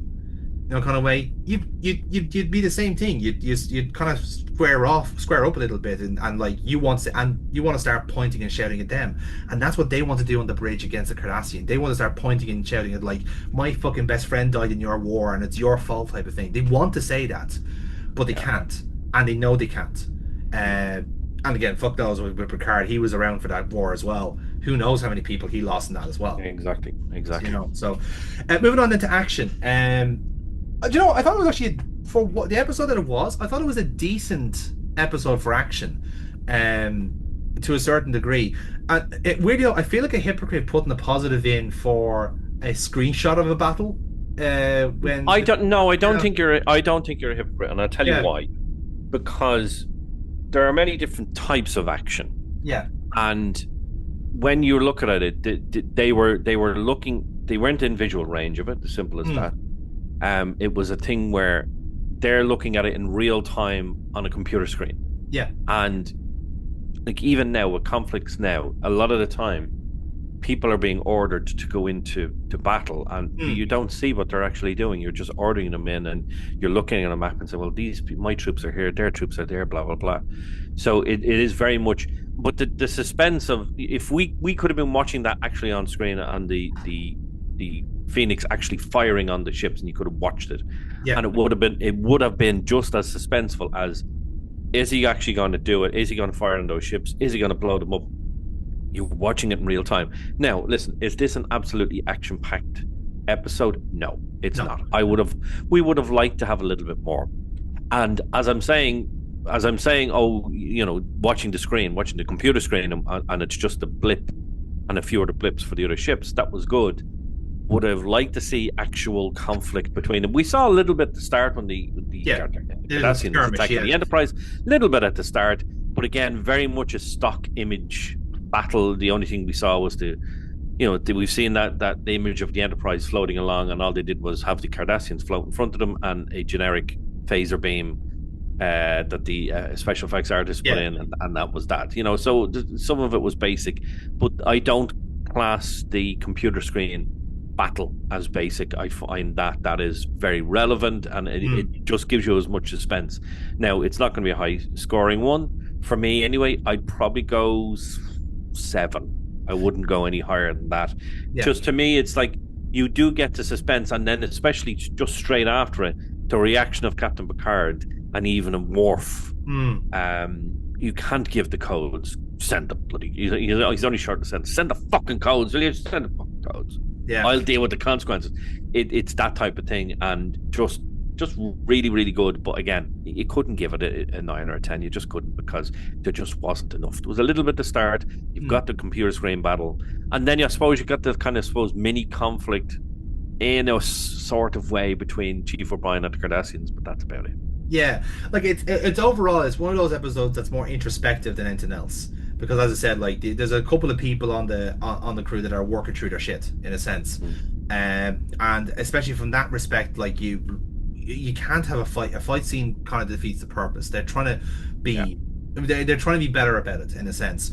But like I said, I think that scene with when they're watching the battle from afar, I think it kind of expresses their helplessness at the situation, and I think that was more than seeing the skirmish in a sense, where like it's like, oh, that's just it kind of exemplifies how like pointless it all was. It's like there's 700 people dead now for no reason. They were just blip on the screen, and that perhaps expresses the helplessness we could all feel when we hear about a fucking conflict. That we just see numbers of people dead. It's like these numbers are numbers to me. I don't know them. I don't know these people personally, and I'm angry about this in a sense. Like you like we should be better than this in the year 2025, but we're not, unfortunately, and that's the problem. Next up then is effects. I have one massive pro and a couple of small cons, if that makes sense, Jerry. Yeah, go ahead. My small cons are the stuff that I actually kind of mentioned already. The potato casserole. What the fuck? What the fuck, lads? Come on. All the kind of small little bitty bits, where they're kind of like, fuck it, this'll do type of thing. Like I said, the shit battle I think was a good example there. The overall kind of like, there was no kind of like flair to those kind of exterior scenes. No, that's fine.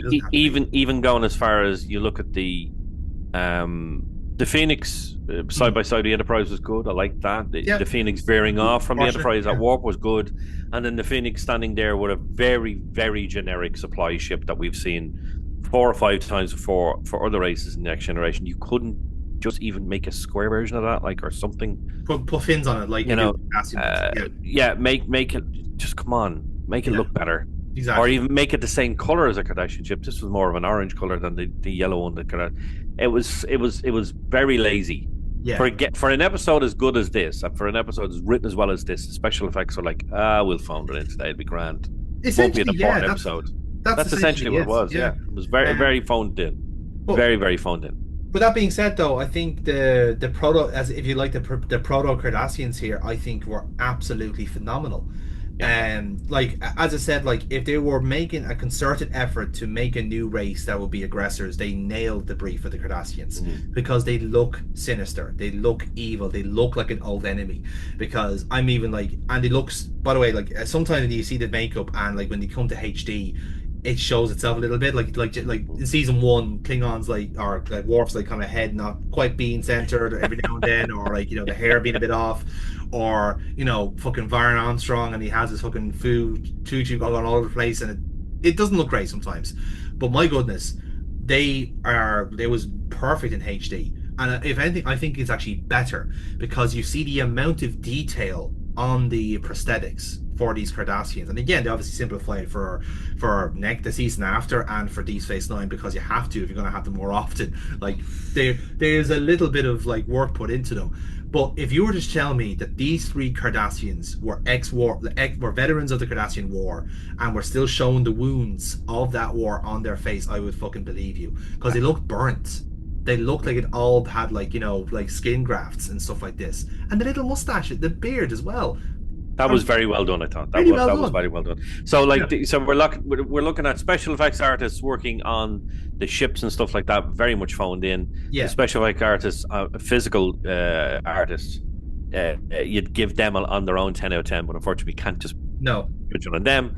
So, oh god, where am I going with this one? 6 to 7. Yeah, let's go with 7. I think. Yeah. So I was looking to set. I was kind of settling on 7 myself on that one.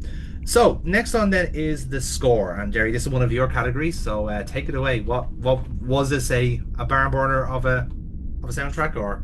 This to me, there's no really bad music in The Next Generation, but there is, again, this is another one of those episodes. I think this episode suffered from budget issues, I would imagine. Yeah. Because when you look at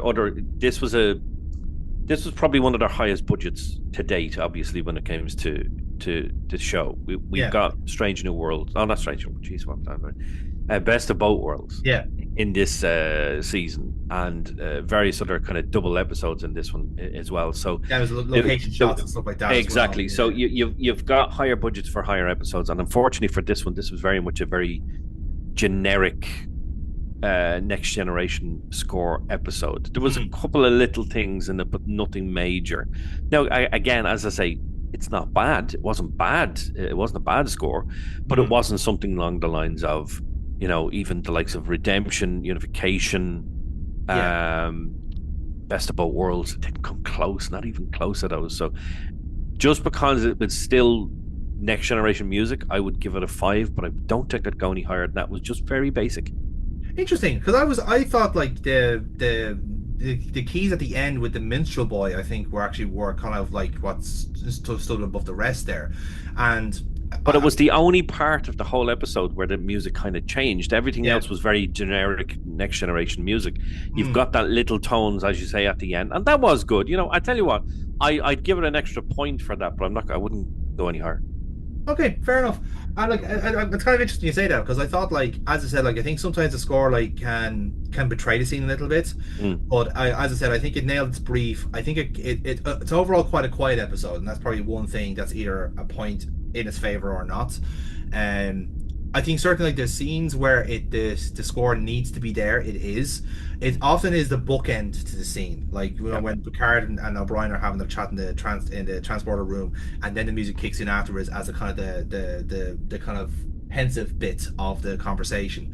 That's where I think it's kind of more it's effective, but as you said, it's a bit inoffensive in that respect.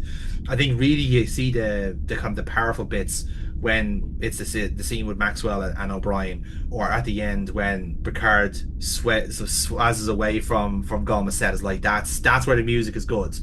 As I said, it's one of those things where, as you said, like they just kind of skimped on a little bit because it's essentially a glorified bottle show, really. But like also like just set up a little bit of a preamble for potentially plot points later on. So I was going to say 7. So let's be in the middle and say 6.5. Let's just go 7. We're going to go 7? Okay. I will relent and go to 7. Okay, we're going 7. Okay. Next up then is scenes. Right. So for me, I have to jump in here. Okay, I have to jump in. It is going to be a 10. Okay, I'm just going to let's just get that out there. Okay. Yeah. Now, I very much want to say. Now, we may differ on this. I think we might differ on this. Okay. I very much want to say that last scene between Gul Macet and Picard should be the number 1 scene in this episode. because it is intense, and the sass, pure fucking sass from Captain Picard in this episode, absolutely brilliant. And it goes to the future. Like I know we're going to talk about consequences, but it goes to the future as well about what generation, and then for Deep Space Nine. But for me, I have to give scene to Maxwell and Chief O'Brien. I thought the acting was excellent, and especially for me, it's the one thing I think when it comes to Colm Meaney, there are times where it's his voice that carries the scene rather than his facial expressions. But in this one, his facial expressions, the look of loss, the look of pain on his face in this episode, in this scene, and then how Maxwell portrayed, and then that line from Maxwell, how the children, and he gets choked up, he pauses, he gets choked up, how they'll never grow up, how they'll never have a future. And I'm like, oh Jesus, it's just amazing. And as I say, as good as the scenes of Captain Picard were, and especially that last scene was fantastic. That has to come second, because number one, this is a Chief O'Brien episode, and number two, the dynamic between Chief O'Brien and Captain Maxwell was just so good. And then they just finished it off with that song, and how Maxwell he's so determined. Nobody is going to change his mind. Nothing's going to change his mind. And he sings the song, and he just says, "I'm not going to win this one, am I?" And it's just resignation and defeat. Yeah. Because he knows that's it. So to me, it's that scene. It's 10 out of 10. That's it. Yeah, I agree with you on those two scenes you mentioned there. I'd even throw in, I think this whole episode, again, my metric is, can you slice a scene out of this episode and like see it in the vacuum and then immediately be transported back to the rest of it? And this entire episode is littered with them. Like, you have the initial, like, the ones you didn't mention there, for instance, would be like the interaction between Maxwell and Picard. This whole justifying a preemptive strike. It's like that in of a scene in itself is very Star Trek. Yeah. You know, and it's a genuinely serious philosophical conversation here that a lot of people would have been having about certain conflicts. Because again, let's look at the timing of this show as well. There was a Gulf War not too recently when this was made, and I can imagine a lot of people are we need to find a way to say this, because I need to speak about how we did this, because it was fundamentally wrong what we did, but because fucking flag waving dickheads want to say otherwise, I feel like I can't speak. So this is a nice way of kind of slightly saying, you know what, we were assholes in that conversation. You know, we like doing a preemptive strike probably isn't a good thing overall. You know, that sort of stuff. And as I say, even like the small little bits and pieces, the turbolift scene, the 10 forward, the small bits and pieces between the Cardassians, I thought they just nailed every single scene in there. Every single scene. Yeah. There wasn't a bad scene in this. Well, sorry, no, I tell a lie. There was one bad scene. It's the one with Bleeding talking about corned beef and eggs and then potato casserole, sweet suffrage. I'm glad he got that out of the way at the start, though, in fairness. Like that. Yeah, because if it was near the end, you were like, you know what, this is a piss episode. Just throw it in the bin. Exactly, yeah. Just Maxwell and O'Brien catching up on old times over some bangers and matching capers, you know, would have been. So, anyway, moving on then to the next category, which is character. And I'm scoring this very high as well, Jerry, personally. I think it's like, again, taking the Irish hats off for a second, given an episode like this to essentially a reservist to certain respects. Like, I'm thinking like O'Brien like is in that kind of Barclay bracket for me in terms of Next Generation, where like, oh, this is a Barclay episode, fantastic, I always like these ones. Oh, it's an O'Brien episode, brilliant, I'm in for this, you know. And it's in that kind of bracket where like I'm not rolling my eyes like I would do if it was a Wesley Crusher episode, let's say. Although in fairness, the ones in the later seasons are actually quite good. But like, it's the same way where like, whenever someone is the focus of it, and again, it's always down to personal taste and the way they're written as well, that sometimes when you get it's thrown to you like this, you go like, oh, okay, fine, let's plow through this. Whereas this is like an actual backstory for this character that has always been kind of in the ether for the last while. And I think it's a good example to, again, a lot of other shows, especially in the kind of when you have less episodes to play with now. And one thing that's like when we're this is a bit of a tangent, but with Strange New Worlds, the one that kind of puts me on edge a little bit is Mbenga in Strange New Worlds, because it's season 2 and season 1 they've established that he's like a war veteran and a bit of a fucking psycho, to be honest. Like he's kind of got this kind of hurter slash healer kind of scenario where like he's a doctor and he heals people, but he's also able to fucking slash necks. It's like, pick a tone, please. I want to like the character. I love him based off season 1 alone. Stop making him something that he's not, you know, or at least find another way to express his fucking horrendous or his horrific backstory, that he is like traumatized by war. Find another way to do this. Watch this episode and reapply that learning into current writing of characters, and trust me, it will be a lot better for you overall in the long run. O'Brien is a great example of somewhere where like you're able to just like O'Brien is a blank slate at this point. You can just give him a character, give him a backstory, and the actors on board, the writers are on board. It's a win-win. And then you have this new race called the Cardassians, and everything that opens up then, which they obviously use then in the later seasons with the Roland episode and so forth, and that opens up Bajor then. We don't even know about Bajor at this point. We haven't even thought of Bajor at this very moment. So that's even an untapped expense in that respect. For me, the star turn is Picard in this episode. He shows what it is like to be the diplomat that is fundamentally disagrees with one side, but has to go along with it and has to fill his role, knowing all too well that there is something afoot. And you could arguably say his experiences with the Borg has painted this, because there's a very similar parallel to when Q showed him the Borg in season 2, and how the Federation were woefully underprepared for this. And then suddenly he's staring down Gomaset and saying, "We will be ready for you. We know what you're up to. In a few years' time, we will have your measure." And that's just a different tone change, because he compared that to when he's talking to Cisco then about Bajor joining the Federation and the Cardassian occupation. This is the start of this. This is how he goes, right, we need to know what the Cardassians are up to. And you can imagine off camera, they might have heard about Bajor being occupied, and then that starts off this entire journey in of its own right.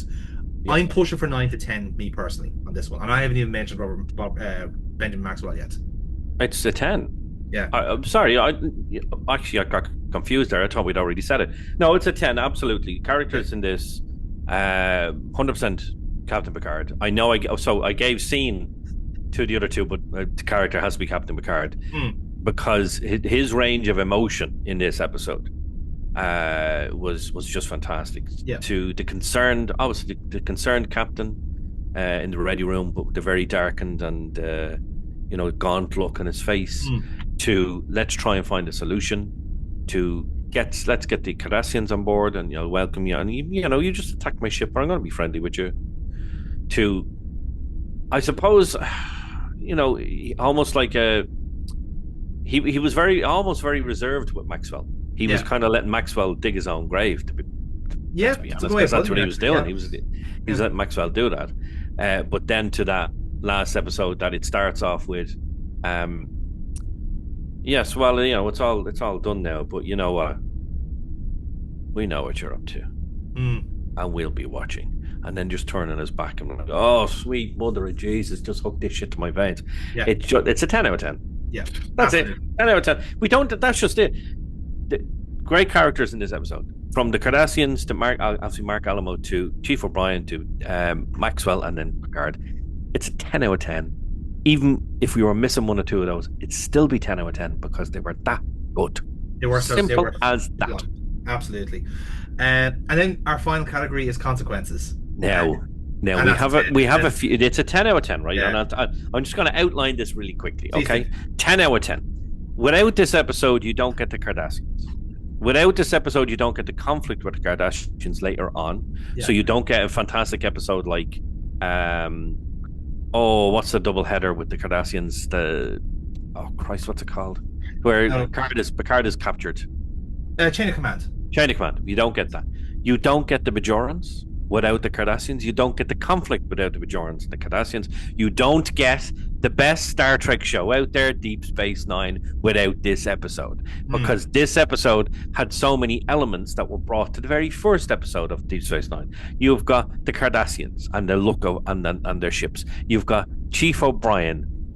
Colomini got the job for Deep Space Nine because of this episode. Yes. So it's a 10 out of 10 for consequences, because so much does not happen without this episode. You don't get 7 full seasons of Chief O'Brien. You don't get a brand new race and a brand new area of space and a brand new show and brand new enemies and brand new everything without the Cardassians, without the people in this show. With the consequences of we know what they're up to. We see the consequences of what they're up to because they actually get caught in the act in Chain of Command with the ships in the nebula and the getting caught with the mines on their bellies that Riker does. So there's so many, and everything is interconnected and intertwined. It's a 10. If you could go higher than 10, I would, but we can't. So it's a 10 out of 10. Yeah, it's simple as that. It has the same correlation. Like I would kind of put this in the same kind of camp as like almost like the first time the Klingons show up in the original series, where suddenly like now we have a new villain type of thing. I don't know. Is there even any other comparison as well? I suppose in the Next Generation, the Neutral Zone episode, the season 1 finale, when the Romulans are back, type of thing, and then suddenly the air gets a little bit chillier, and then suddenly now we have something else to worry about. Or again, mentioned earlier on, Q Who. It was like, oh fuck, the Borg. That's a problem. And it's something that they kind of it's a template to kind of follow them with in Deep Space Nine with the Jem'Hadar, showing how dangerous they are by destroying a Galaxy class starship. Like what better way to put the shits up a Star Trek fan by destroying their favorite ship? It's a cheap trick, but it works. Oh, you better believe it works. You better believe it works. Yeah. Indeed, absolutely. Yeah, it's one of those episodes where like it influences so much without we really going back and seeing, okay, this is actually where it all starts off with, and as I said, like it's a springboard point in for a lot more stories and a lot more characters to follow, and certainly will be remembered in that respect as well. So with that in mind, Jerry, have you done the maths? Do you know what? I have not done the maths. I'd imagine it's in the 80s. You are correct that it's in the 80s. This episode has made the top 10. Oh, okay. Has made. Well, I had a feeling it would. Indeed. So, I will skip the superfluous episodes that haven't made the cut. You will see them above screen as I'm talking. But the top 10 as it stands, both sharing 9th place, is The Year of Hell, two-parter from Voyager, and Empok Nor from Deep Space Nine, both scoring 85 out of the maximum of 100. And now sharing 7th place is All Those Who Wander from Strange New Worlds and The Wounded from Star Trek The Next Generation. Very good. Both scoring 87 out of 100 altogether. That's a very decent score for this episode, I think. It's very decent. As I said, 5 10s in each category. Even if it's a bit meh in some categories, it catches up on itself in that respect. So yes, and then we have 6th place then, which of course is Amok Time on 88. Duet, which is our previous episode, on 90. Best of All Worlds is currently 90.5 on that, and then our joint 2nd place at the moment is In the Pale Moonlight from Deep Space Nine, and The Quality of Mercy from Strange New Worlds at 91, and then Yesterday's Enterprise still stands alone as the leader at 95.5. And as I said, all of our other episodes that we've done on this show are all up on screen for you to see which order they're in. Feel free to disagree with us in the comments if you think we've done someone dirty in that respect. But as you can see, it's a very top-heavy list that we're going for. We're going for hits and not misses here on this show. Hence why I'm happy to say, like, maybe we're a bit harsh in some respects, but look at the competition. Like, there's a lot of good Star Trek out there to review. So with that said, that is the end of our episode. And that is the end of our review of The Wounded, and it's almost the end of our arc of wars and conflicts, but it is our 40th episode next, Jerry, and as is always the case, whenever we get to the 10th of every arc, we go big or we go home, and this time we ain't going home. They don't get any bigger than this. This could be the main event of the show, to be honest. I thought Yesterday's Enterprise would have peaked, but I think we could very well be on for a barnstormer here. So Jerry, how about you tell us what the next episode is? The next episode is probably one of my favorite double headers in all of Star Trek. It is the one that I have said from the very beginning of our podcast, our show here, that this would be number one. Now, I was very happy with In the Pale Moonlight being number one, but I just feel that when you break all the 10 categories down, that this will definitely be. And what was yes, it 95.5? 95.5, yeah. So I genuinely feel that this episode, this doubleheader that we're coming next, is a 97 to a 98 episode. I genuinely feel that there will be only a small amount of things that we would be able to take points on. And I do mean small amount, because everything in this episode is absolutely fantastic. From the scenes, to the actors, to the score, to the setting, to the action, and my God, is there action, to the consequences at the end, everything in between. Ladies and gentlemen, the next episode we're going to be reviewing is probably the best doubleheader and the best episode, or best episodes, in Deep Space Nine. Of course, it is the season 4 headlining act, Way of the Warrior. And as I said, like in our brief to try and find the best episode of Star Trek, and the way we've kind of broken down every category, this is an episode that ticks all the boxes. It has everything, every single box. Yeah. From scenes to settings to scores to actors to writing to everything. Everything. I am saying this now. This is going to be the number one episode. I am going to fight with Jonathan tooth and nail on this. I love that you're taking this as if I'm going to be disagreeing with you in a sense. I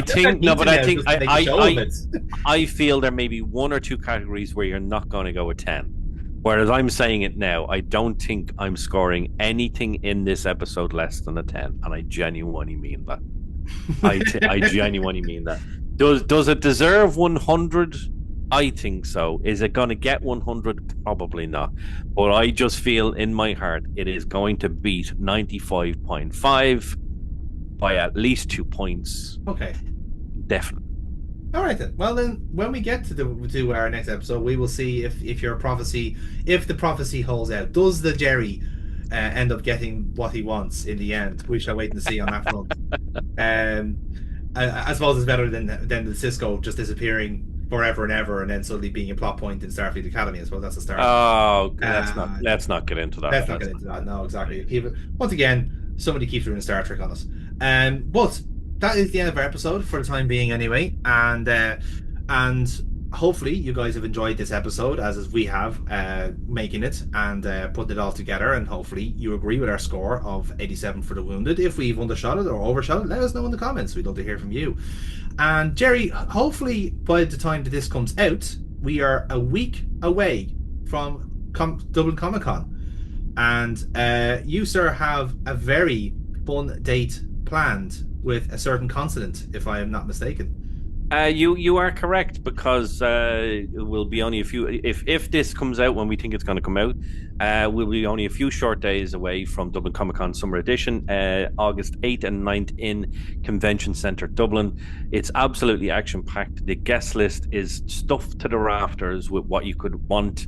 Everything from Marvel to Star Trek. I'll get to that now. Star Trek to voice acting, to The Walking Dead, to Shawshank Redemption. Actually. Yeah. One of the actors from Shawshank Redemption, but the one and only actor that I am really looking forward to. I'm looking forward to all of them because there's some fantastic actors there, but the one I'm looking forward to more than anybody else, of course, is the absolutely amazing John Delancey is going to be at Dublin Comic Con on August 8th and 9th.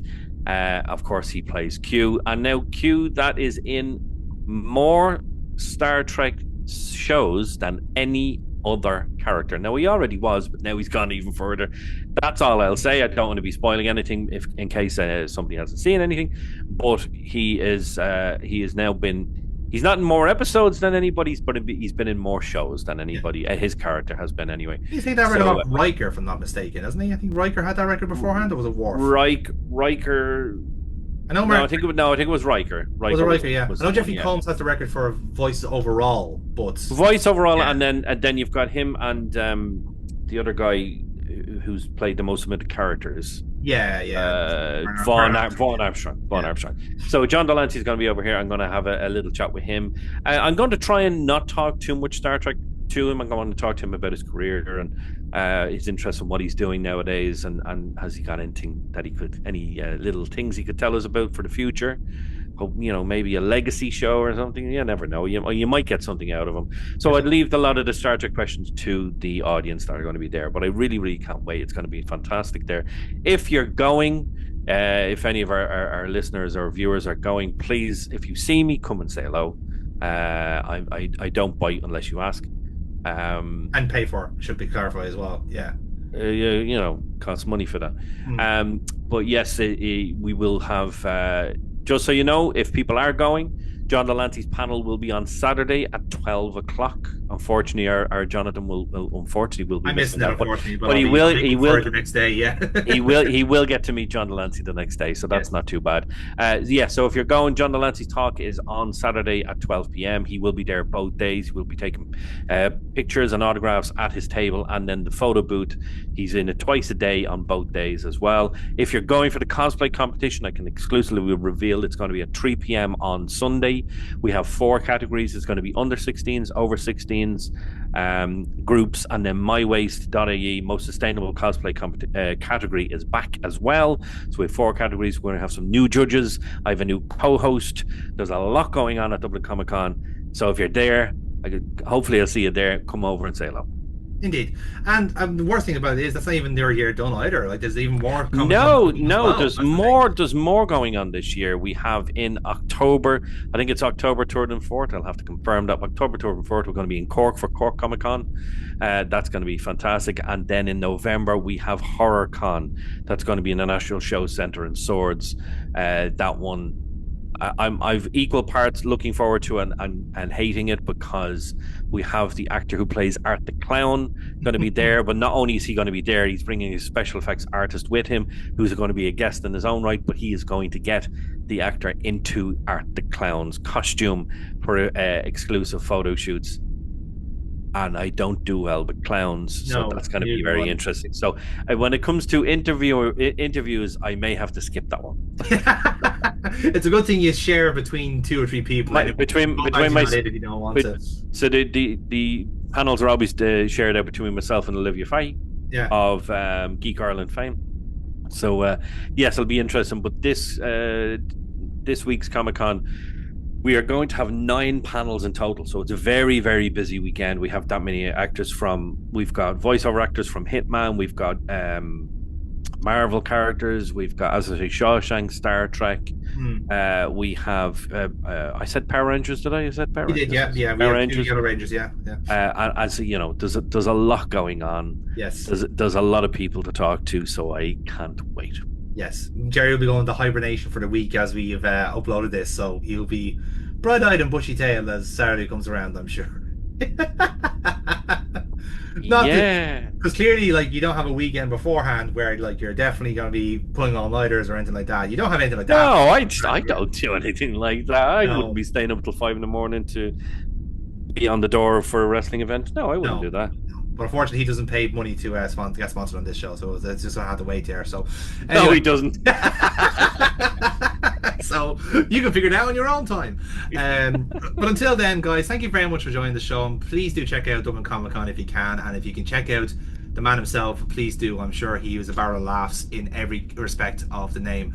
And sure, listen, if it's a case, we might even see you there. So until then, guys, thank you very much for tuning in, and we'll see you for The Way of the Warrior next time. But until then,